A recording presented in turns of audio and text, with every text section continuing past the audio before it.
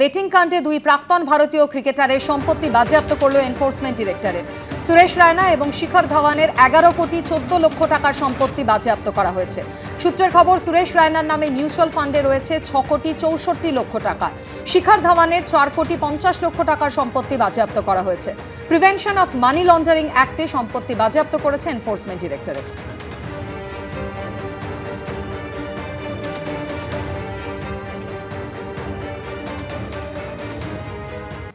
নির্বাচন কমিশন যে নির্দেশ দিয়েছে সেই নির্দেশ বিএলওরা যথাযথভাবে পালন করছেন না। তাদের বিরুদ্ধেও কিন্তু বেনিয়মের একাধিক অভিযোগ উঠেছে।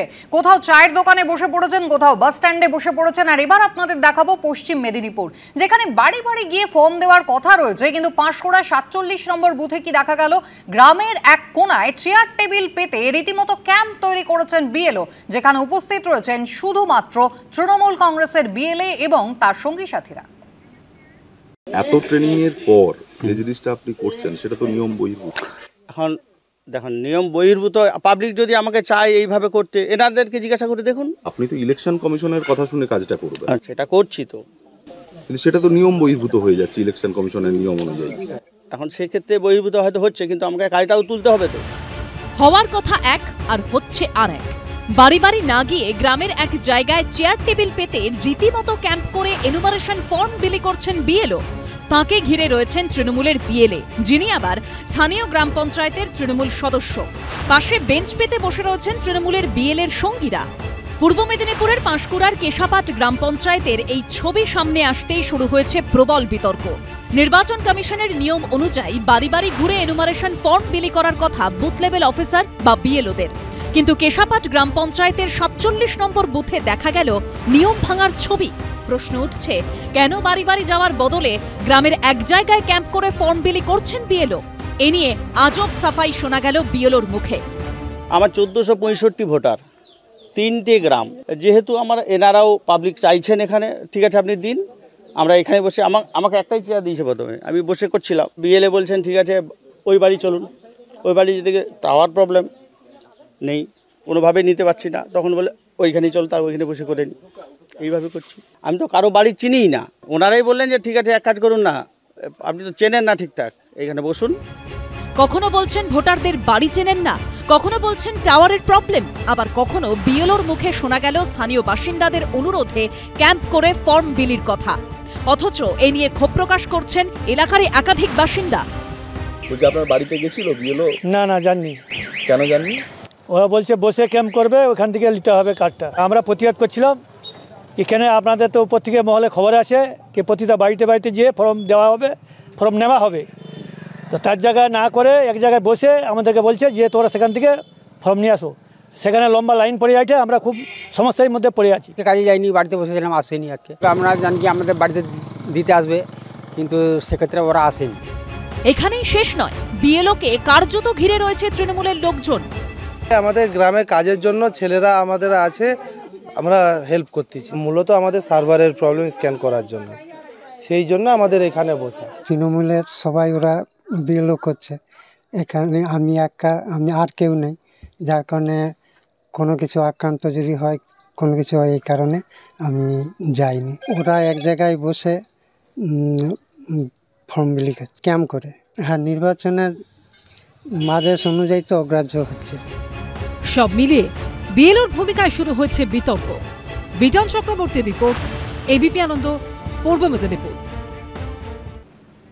পাঁশকুড়ার ছবি আপনারা দেখলেন, এবার আপনাদের দেখাবো খাস কলকাতার বালিগঞ্জের ছবি। দুয়ারে বিএলও নয়, রাস্তায় বিএলও। বালিগঞ্জ বিধানসভার অধীনে বেলতলা রোডে দেখা গেল এমনই ছবি। রাস্তায় টেবিল চেয়ার পেতে কার্যত ক্যাম্প করে এনিউমারেশন ফর্ম বিলি করলেন বিএলও। ফর্ম নিতে লম্বা লাইন দেখা গেল এলাকাবাসীর। বাড়ি বাড়ি গিয়ে বুথ লেভেল অফিসার বা বিএলওদের এনুমারেশন ফর্ম বিলি বৃহস্পতিবার তৃতীয় দিনে পড়ল, কিন্তু তার মধ্যেই নিয়ম ভঙ্গের এই ছবি ধরা পড়ল খাস কলকাতায়। এটা বালিগঞ্জ বিধানসভা এলাকার বেলতলা রোড ও মাধব লেনের সংযোগস্থল। এখানে ভোটারদের হাতে এনুমারেশন ফর্ম তুলে দেওয়ার জন্য রাস্তার ওপরে রীতিমতো ক্যাম্প তৈরি করে ফেলেছেন বিএলও। ফর্ম নেওয়ার জন্য এলাকাবাসীর লম্বা লাইন পড়ে গেছে। এখানে আমরা দেখতে পাচ্ছি লম্বা লাইন পড়ে গিয়েছে, আর এখান থেকেই ফর্ম বিলি চলছে। মূলত এখানে যিনি বিএলও তিনি জানাচ্ছেন যে এলাকা ঘিঞ্জি, এলাকায় গেলে অতিরিক্ত কাগজ নিয়ে তিনি গেলে সেই কাগজ পড়ে যাচ্ছে জলে, এবং সেই সমস্যা মেটাতেই এখানে কিন্তু এই ক্যাম্প। আর সেই ক্যাম্পে যখন বিএলও একের পর এক ফর্ম বিলি করছেন, ঠিক তার আশেপাশে আমরা দেখছি যারা বিএলএরা বিভিন্ন রাজনৈতিক দলের তরফ থেকে তারা রয়েছেন, তাদের উপস্থিতিতেই এখানে এই ক্যাম্প।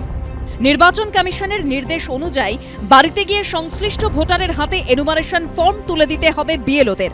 সেই মর্মে দায়িত্বপ্রাপ্ত বিএলওদের কয়েক দফা ট্রেনিংও হয়েছে, কিন্তু সেই শর্তই মানা হচ্ছে না এখানে। কিন্তু কেন?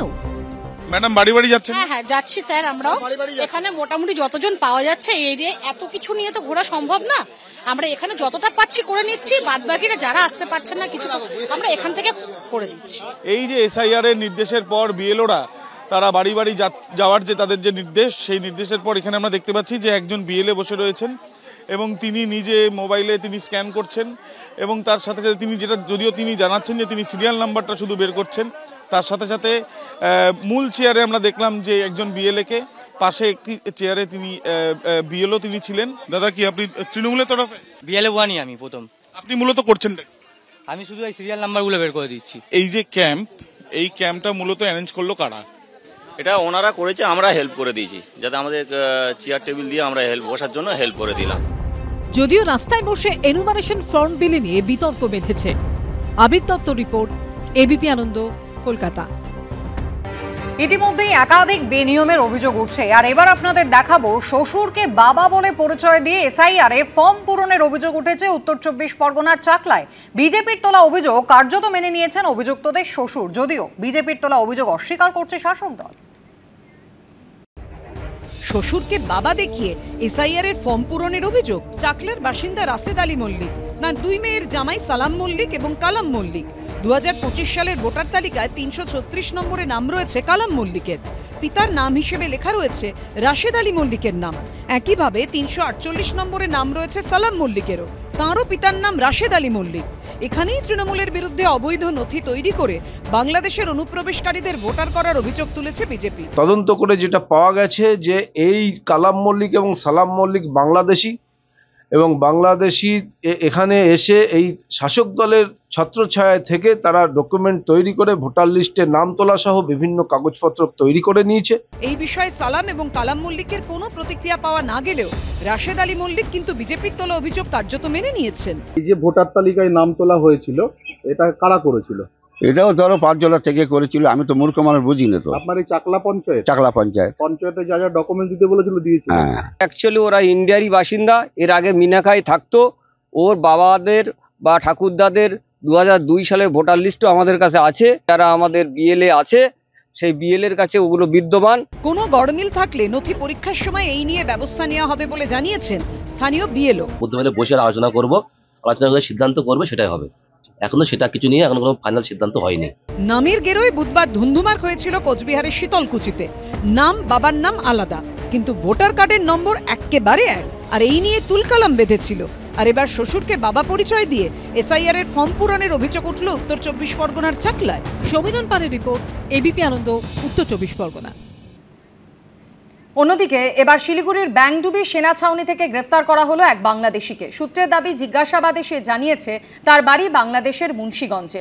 অভিযুক্তকে বাগডোগরা থানার পুলিশের হাতে তুলে দেয় সেনা, তাকে গ্রেফতার করেছে পুলিশ। রাজ্য জুড়ে শুরু হয়ে গেছে ভোটার তালিকার বিশেষ সংশোধনের প্রক্রিয়া। বাড়ি বাড়ি যাচ্ছেন বিএলওরা। তার মধ্যেই নদিয়া, কোচবিহার, মুর্শিদাবাদ সহ রাজ্যের বিভিন্ন জায়গায় ধরা পড়ছে বাংলাদেশি অনুপ্রবেশকারীরা। এই আবহেই এবার শিলিগুড়ির ব্যাংডুবি সেনা ছাউনি থেকে গ্রেফতার হলো এক বাংলাদেশি। পুলিশের দাবি, ধৃতের কাছ থেকে বাংলাদেশের আই কার্ডের পাশাপাশি ভারতের ভোটার এবং আধার কার্ড উদ্ধার করা হয়েছে। সূত্রের আরও দাবি, সেনা ছাউনিতে কাজ করতে এসেছিল নন্দ মণ্ডল। সন্দেহ হওয়ায় তাকে আটক করা হয়। জিজ্ঞাসাবাদে সে জানিয়েছে তার বাড়ি বাংলাদেশের মুন্সিগঞ্জে। গত অক্টোবরে কাজ করতে এপারে চলে আসে সে, থাকছিল জলপাইগুড়ির ধাপগঞ্জ কলোনিতে। অভিযুক্তকে আটক করে বাগডোগরা থানার পুলিশের হাতে তুলে দেয় সেনা, তাকে গ্রেফতার করেছে পুলিশ। সনদ শাহর রিপোর্ট, এবিপি আনন্দ, দার্জিলিং।